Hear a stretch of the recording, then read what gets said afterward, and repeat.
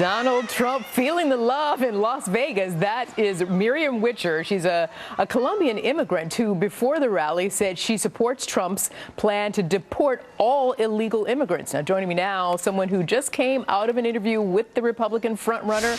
Howell Kurtz is here. He's the host of Media Buzz and Fox News media analyst. Howie, good to see you. Yeah, hi. You know, when we're watching that video, I felt like Drew Carey was going to run out. I felt like it was an episode of Price is Right. But that's what's exciting about Donald Trump for so many people. Just that alone is part of the attraction. Talk to me about that. That woman should get a game show. And, you know, we talk about Donald Trump being a showman.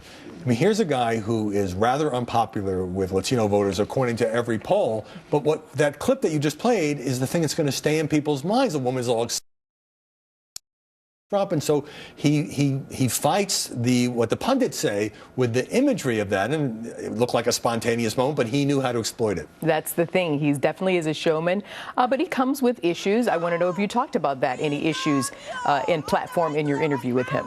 Well, he was pumped up today. I think he was reciting the latest poll numbers, as he likes to do. And we talked a lot about the media, what he calls dishonest media coverage. He was really unloading on Politico today, but he said the Washington Post had been a little more fair to him. He doesn't seem to be at war with Fox News this week. But I also tried to press him on his proposals to slash taxes and at the same time not cut Medicare or Medicaid or Social Security, saying this could really explode the deficit. Well, he kept saying, you know, I'm going to take jobs back from China and Mexico. He's a little hard to pin down on that, but I think those are the kind of questions as this campaign goes on. If the math doesn't add up, he's going to have to provide more detailed explanations. So what do you think the viewers will walk away with? They will see a guy who is very confident right now. You know, there was a story in the New York Times the other day saying media are tired of Trump. He's wearing out his welcome.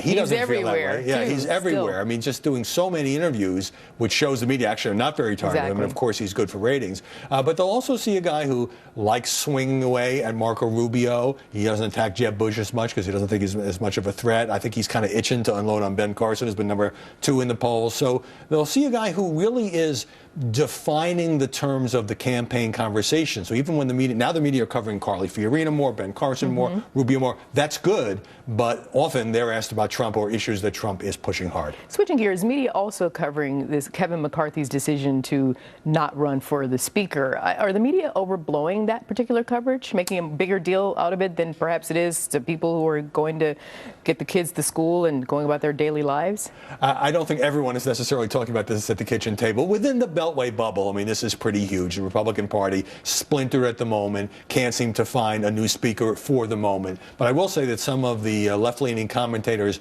taking a special glee in talking about Republican dysfunction and Republican ineptitude. I mean, political parties go through this sometimes, and it was interesting that McCarthy decided not to run. He probably could have won that election. It's also interesting that Paul Ryan doesn't want to run, but they want him to run. If you're into political melodrama, this isn't bad. But the left taking quite a bit of glee at this. We'll see you Sunday. I look forward to it. Thanks, Howie. Good to see you in person. Thank you. John.